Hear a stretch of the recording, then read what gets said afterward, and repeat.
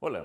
Estábamos analizando los efectos del derecho marítimo internacional, de las reglas, de los usos y costumbres, de los tratados, en los contratos de los negocios marítimos, ¿no? Y en anteriores oportunidades hemos estado analizando, según estos elementos, a qué cosa es lo que tiene que hacer el embarcador, o sea, al dueño de la mercadería o su representante. Y también hemos visto qué es lo que tiene que hacer el buque, capitán o su representante, ¿no es cierto? Muy bien, ahora tenemos que pensar en qué va a suceder o qué sucede en caso las cosas salgan un poco mal, ¿no? Porque tenemos que hacer un análisis del transporte marítimo, y lo hicimos hace unas horas atrás, en donde afirmábamos pues que el negocio del transporte marítimo de mercaderías es un negocio peligroso, ¿no? Entonces es algo que nadie lo duda. Entonces vamos a hablar qué pasa cuando existen en este campo pues daños a las mercaderías, ¿no? ¿Qué pasaría con los efectos financieros que estos daños pueden causar, ya sea al dueño de la mercadería, al propietario de la mercadería, al representante de la mercadería, con respecto a la actitud que haya podido tener el buque o su participación en el daño a la misma, ¿no? Entonces, debemos hacer, para empezar, tenemos que remitirnos muchos años atrás en la historia y, digamos, retroceder 1000 años o 2000 años, ¿no? ¿Qué se pensaba del mar hace 3000, 4000, 5000 años, ¿no? Bueno, se pensaba, cuando se veía el mar, todos veían un horizonte. Como ustedes saben, el horizonte es donde se junta el mar con el cielo, ¿no es cierto? Visualmente, por supuesto. Entonces todos, cuando vamos a las playas, vemos una línea que le llamamos horizonte, en donde la parte de abajo es el mar y la parte de arriba es el cielo. Entonces, donde se junta el mar y el cielo es el horizonte. Entonces, los antiguos ciudadanos de las costas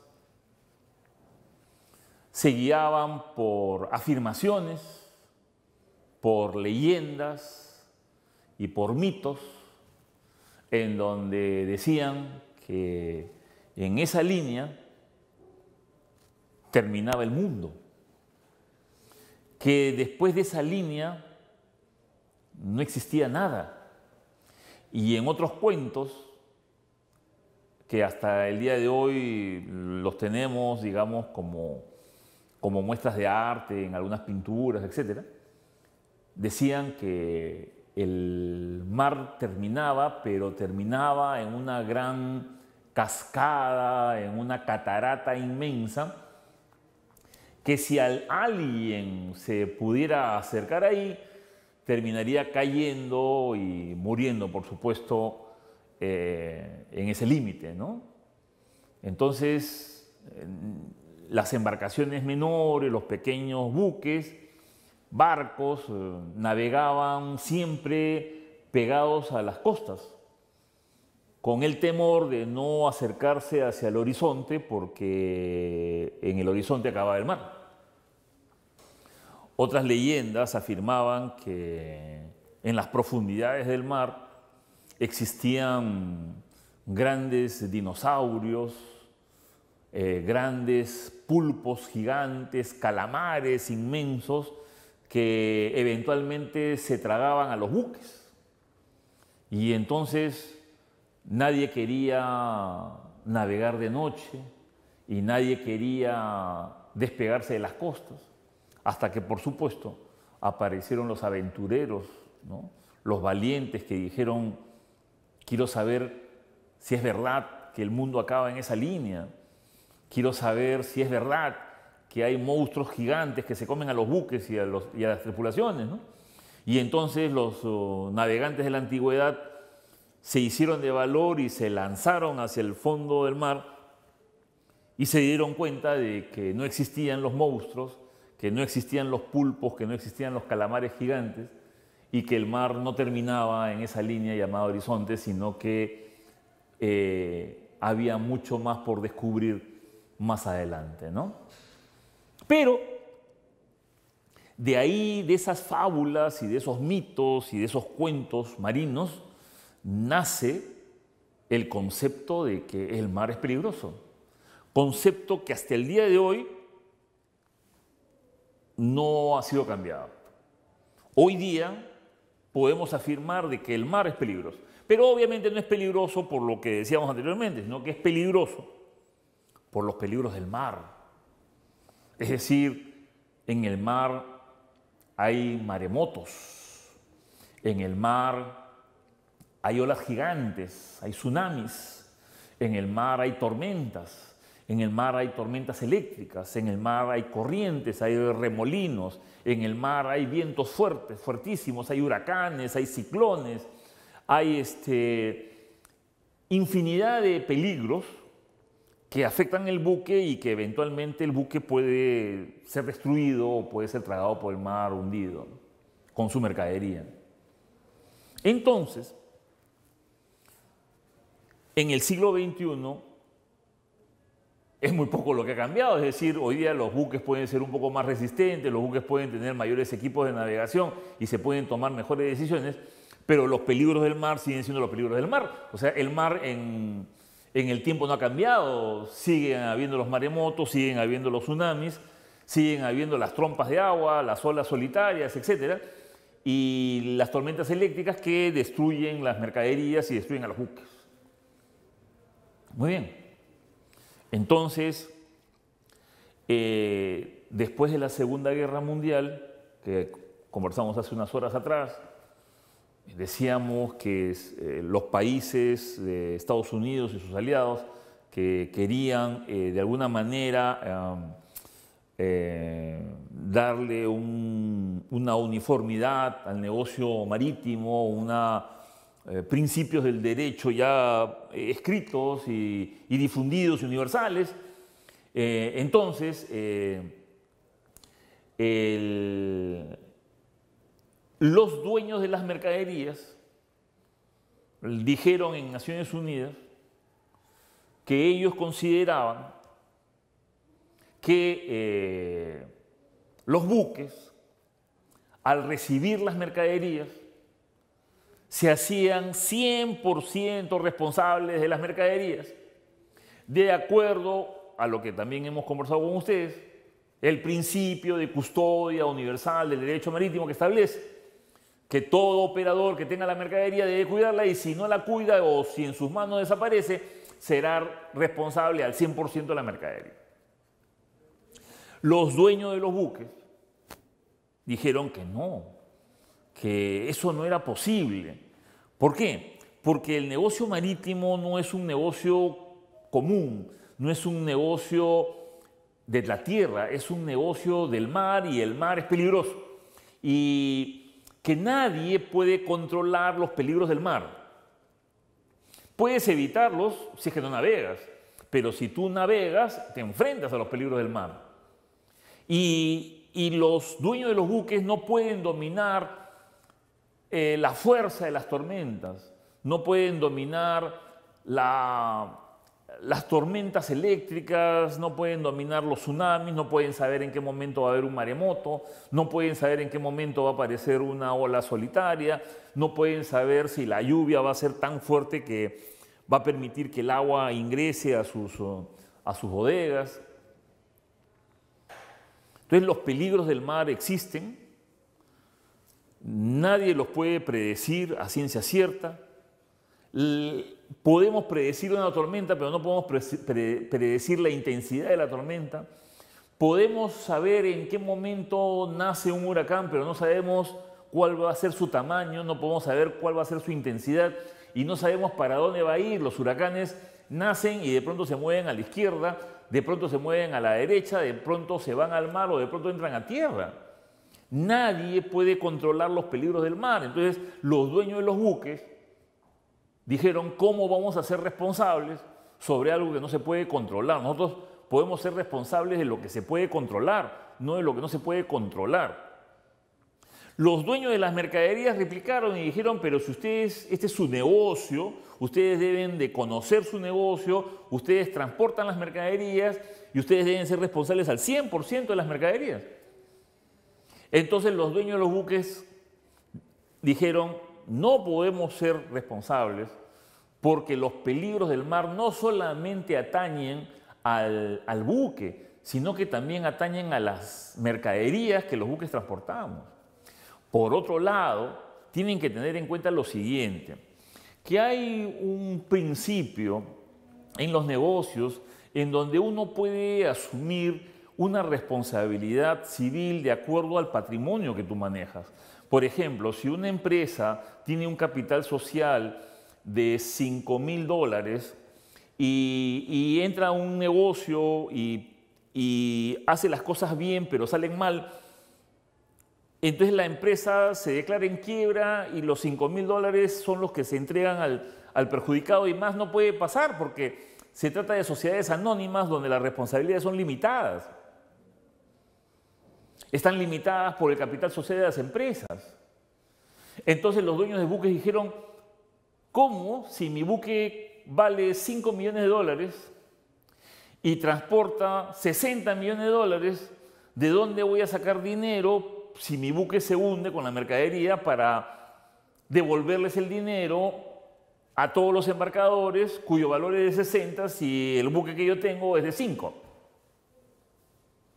Por otro lado, añadieron lo que ya hemos conversado, es decir, ¿quién puede controlar los peligros del mar? Entonces, en este negocio tienen que haber varios aspectos que hay que tomar en cuenta. Un aspecto es la incertidumbre, es decir, no es un negocio seguro, es un negocio de incertidumbres, es un negocio de peligros, es un negocio en donde los peligros no los puedes enfrentar exitosamente siempre.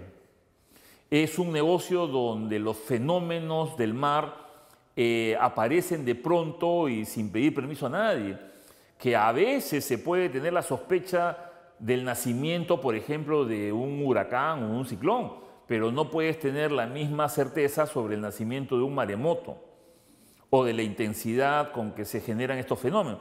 Tú puedes estar pasando por una tormenta que es tranquila y a los pocos minutos cambia la tormenta y estamos en una tormenta que incrementó su voracidad en el 100%. Entonces, los dueños de las mercaderías, estamos hablando de la década de los 50, dijeron que de todas maneras los dueños de los buques deberían asumir el 100% de responsabilidades financieras. Entonces los dueños de los buques replicaron y dijeron, muy bien, si ustedes quieren que nosotros asumamos el 100% de las desgracias que pueda tener la mercadería frente a fenómenos de la naturaleza, frente a actos de Dios, frente a situaciones de fuerza mayor, entonces nosotros vamos a aumentar 5 o 10 veces el costo del flete. De tal manera que cuando ustedes paguen en los fletes, nosotros podemos guardar una cantidad de dinero para que en la eventualidad que se destruya un buque o se destruya tu mercadería, poder indemnizarlos.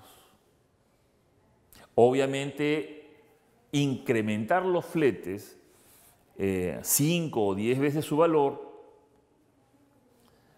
no es algo que sea posible en el comercio internacional, porque las mercaderías crecerían a un valor tal que las sacaría de mercado. Y entonces la negociación entre los buques y los dueños de la mercadería quedó en un punto muerto donde no se sabía exactamente qué hacer. El resultado, para no extendernos tanto en este preámbulo, es el siguiente, y es que lo que habíamos conversado hace unas horas atrás, se partió del principio de que el negocio marítimo es un negocio que es una aventura conjunta. Quiere decir que no es que el dueño del buque enfrenta los peligros del mar solito y que cobra un flete al transportista marítimo para ganar dinero, sino que el enfoque es de que el dueño de la mercadería junto con el dueño del buque, los dos en conjunto, o sea, los dos abrazados se van a la mar y lo que suceda en el mar es lo que ellos van a tener que enfrentar, pero de manera conjunta. De ahí era que mencionábamos el principio de la aventura conjunta. Entonces, es ahí donde aparecen las limitantes de la responsabilidad de un buque. Quiere decir de que los dueños de las cargas aceptan que los buques no tengan que pagar el 100% del daño de las mercaderías y que existan limitantes a su responsabilidad, ¿no? ¿En qué casos? Número uno, en caso de fuerza mayor. La palabra fuerza mayor en derecho significa una situación que escapa de las posibilidades de dominio de las partes, ¿no es cierto? O sea, si de pronto hay una tormenta eléctrica y cae un rayo y el rayo destruye la mercadería, la pregunta es, ¿quién puede ser responsable de eso? Pues, ¿no es cierto? ¿Cómo saber que iba a haber una tormenta? ¿Cómo saber que iba a ser una tormenta eléctrica? ¿Cómo saber que esa tormenta eléctrica iba a generar rayos? ¿Cómo saber que ese rayo tendría una intensidad tal que podría generar un incendio? ¿Y cómo saber que ese rayo justo iba a caer sobre el buque, sobre la mercadería? Eso nadie puede controlarlo, nadie puede establecerlo y por lo tanto es una total situación inesperada. Esa es una fuerza mayor, ¿no? Entonces las fuerzas mayores no pueden, pues no pueden ser responsabilidad del buque, ¿no? Entonces el buque tiene una limitante, ¿no? Si de pronto el buque está navegando. Ojo que estamos partiendo de la premisa de lo que conversamos ya minutos atrás, en donde decíamos que acá estamos ante la presencia de una actividad marítima de un buque con un capitán que actúan diligentemente, ¿no? O sea, si la actuación del capitán es diligente, ya hemos desarrollado el concepto de diligencia minutos atrás, y de pronto aparece una situación inesperada, conocida como de fuerza mayor. Reitero, en derecho, fuerza mayor es algo que escapa al contrato, es algo que escapa a la voluntad de las partes, es algo que las partes no pueden controlar y que en el caso que estamos analizando destruyen la mercadería. Es evidente de que el buque no es responsable, pues, ¿no? O sea que tiene una limitante. Acuérdense que aquí tenemos que analizar atenuantes, ¿no?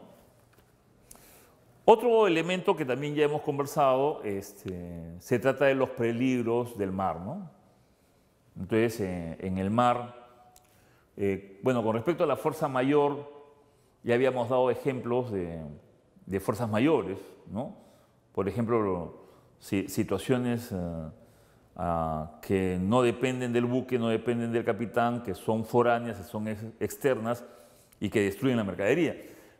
Con respecto a los peligros del mar, también lo hemos conversado, ¿no? O sea, el mar tiene sus propios peligros, el buque se puede hundir, el buque puede terminar pues, en una playa, ¿no es cierto? El buque puede terminar pues, en un despeñadero, puede terminar encallado, puede terminar varado, ¿no? Entonces hay una serie de peligros del mar que el buque no es 100% responsable. Ojo, sí tiene responsabilidad, pero no es 100% responsable, ¿no es cierto? Cada caso de destrucción de la mercadería requiere una investigación. Como ustedes comprenderán, en una clase teórica no podemos definir que el que tiene que pagar es el capitán o que el que tiene que pagar es la mercadería, ¿no es cierto? Es decir, cada elemento se investiga. Cuando una mercadería se destruye dentro de un buque hay una investigación. De acuerdo a esa investigación podemos definir qué pasó, qué sucedió, quién dañó la mercadería, quién es el culpable, quién es el responsable, quién tenía el riesgo, quién fue diligente, quién fue negligente, y finalmente alguien que evalúa el caso administrativamente, penalmente, civilmente, tendrá que determinar los agravantes y los atenuantes que tenga la situación y lo contrastará contra lo que estamos analizando y determinará un fallo, un laudo o una sentencia para definir exactamente quién tiene que pagarle a quién, ¿no es cierto? Lo que estamos viendo acá son grandes lineamientos de elementos que están destruyendo la mercadería, pero que no serían responsabilidad del buque, siempre y cuando, ojo, reitero, el capitán del buque demuestre diligencia. Porque si la representante de la mercadería demostrara negligencia, entonces no existe limitante. O sea, si hay negligencia, el buque asume el 100% de la destrucción de la mercadería. Pero si hay diligencia, entonces habría una limitante en la responsabilidad de los casos que estamos viendo, ¿no? En el caso de guerra, obviamente no tiene mayor explicación. ¿Qué pasa si un buque que está transportando una mercadería ingresa a un canal, al canal de Suez, por ejemplo, y cuando está atravesando el canal de Suez resulta que nace pues una guerra entre países limítrofes y cierran el canal de Suez y resulta que el buque se quedó adentro del canal mientras dura la guerra? Y en ese lapso las mercaderías se malogran, se contaminan y se destruyen. Finalmente el dueño de la mercadería le diría al dueño del buque: oye, me tienes que pagar mi mercadería porque yo te contraté a ti, tú eres el transportista, tú tienes que cuidar la mercadería y obviamente no la has cuidado debidamente y la has malogrado y me debes tantos millones de dólares. El capitán del buque podrá decir: bueno, ¿y cómo puedo yo saber que se iba a iniciar una guerra entre estos dos países y me cierran el canal de Suez? ¿No es cierto? Entonces, ante esa situación, es evidente de que si el buque ha actuado de manera diligente y ha actuado de acuerdo a todos los principios y características que ya hemos conversado, y por otro lado, ingresó cuando no había guerra y de pronto apareció la guerra, entonces, ¿qué culpa puede tener el buque, no? Entonces, aparentemente no tiene ninguna culpa. Pero ha habido daño a la mercadería. Entonces, alguien va a tener que cuantificar y determinar el tema de cuánto es lo que tendría que pagar el buque, cosa que vamos a ver en unos minutos, ¿no? Bueno, la piratería es otro tema interesante que tendríamos que analizar, y como ustedes saben, cuando hablamos de piratería, estamos hablando de que un grupo de personas extrañas al buque atacan el buque, lo abordan, toman prisioneros, secuestran al capitán de la nave y de ahí pueden pasar muchas cosas, ¿no? Número uno, pueden matar al capitán, a la tripulación, pueden apropiarse del buque, pueden apropiarse del combustible del buque y pueden apropiarse de la mercadería del buque. Es decir, en pocas palabras, estamos expuestos a saber qué cosa podría suceder con ello, ¿no? Cuando llegamos al tema de la piratería, muchas personas, muchos jóvenes, hacen la siguiente pregunta y señalan si es que el día de hoy el tema de la piratería puede ser un tema importante o si existe todavía o si es parte, digamos, de la historia del transporte marítimo, ¿no? Entonces hay que mencionar que la piratería hoy día existe. Según los datos del reporte del año 2017 de la UNCTAD para todo lo que es el transporte marítimo, señala que en el año 2017 aproximadamente habremos tenido 170 buques que a nivel mundial han sido afectados por temas de piratería. 170 buques. Entonces quiere decir de que no es poca cosa, pues, ¿no? O sea, estamos ante la presencia de una situación inesperada. Es como que tú estás yendo en tu carro y hay una luz roja en el semáforo y de pronto aparecen unos asaltantes y te roban el celular o tu teléfono inteligente, tu smartphone. Entonces, la pregunta es cómo sabías tú que iban a haber pues, alguien que te iba a robar. La pregunta es cómo podría saber el buque que alguien lo va a asaltar, pues, ¿no? Ese es el caso de la piratería, ¿no? Motín es cuando la tripulación del buque, la propia tripulación del buque, es la que se levanta en contra del capitán, no acepta la autoridad del capitán y toma el mando del buque, y entonces sucede lo que tenga que suceder, pues de repente roban el buque, roban el combustible, roban la mercadería, y esa es una situación que muchos expertos consideran que sí podría ser responsabilidad de la nave al 100%, porque es la nave la que contrata al personal, ¿no? Pero ya es un tema de discusión, ¿no? Un aspecto adicional son los temas de acciones del Estado, es decir, ¿qué pasa cuando un buque entra a un puerto y de pronto existe pues, una situación muy particular de ese país y las actividades del puerto se paralizan, ¿no? Entonces el buque no puede entrar, no puede salir, no puede cargar, no puede descargar, pero no por un problema del puerto, no por un problema de la nave, no por un problema de la mercadería, no un problema del capitán, sino un problema de una situación del Estado de ese país, ¿no es cierto? Entonces, ¿cómo ser responsable de eso, no? ¿Cómo podemos controlar las huelgas, ¿no es cierto? Es decir, llegamos a un puerto y a las horas que hemos amarrado en ese muelle, el puerto se declara en huelga. Entonces, ¿cómo el capitán de la nave podría eventualmente haber sabido que había una huelga o haber pensado en que podría haber una huelga? No tiene manera de saber, ¿no? Lockout es cuando los puertos se cierran, por ejemplo, por situaciones climatológicas, ¿no? Hay puertos donde las mareas a ciertas horas suben, a otras horas bajan, pero suben mucho y bajan mucho. Hay puertos donde por el frío se congela el mar y pasan varios días sin que un buque pueda entrar a trabajar los puertos. A eso se le llama lockout, ¿no? Bueno, incendios a bordo del buque, vicios ocultos de la carta, acciones del embarcador, obviamente porque son responsabilidades del embarcador, ¿no? Daños debidos a las mercaderías, recuerden que esos son responsabilidades del embarcador.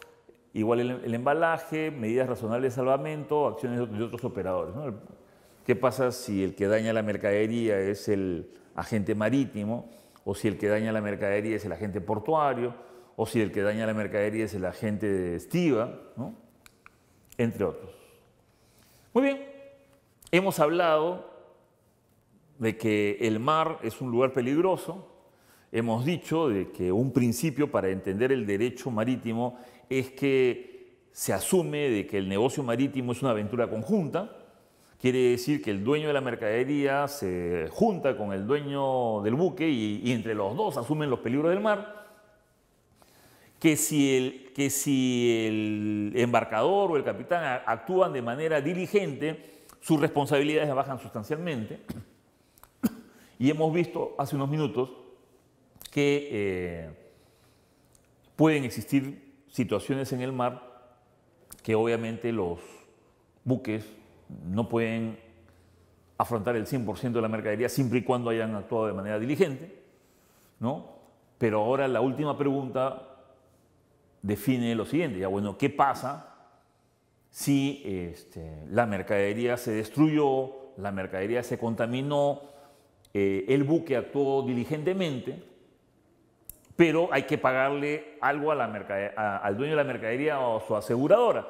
Entonces los buques tienen un límite en esa responsabilidad, que está dada por 875 DEG por bulto de carga, según las reglas de Rotterdam. DEG son derechos especiales de giro, que es la unidad monetaria que usa el Fondo Monetario Internacional, ¿no? Acá les he puesto que a este año el derecho especial de giro equivale a 1.4 dólares. Entonces, por cada bulto de carga, este es un máximo que tendría que asumir el dueño del buque por responsabilidades financieras. Si es granel, entonces estamos hablando de 3 DEG por cada kilo de peso bruto, en el caso de graneles, y como máximo el dueño del buque podría pagar hasta 2 veces y media el flete.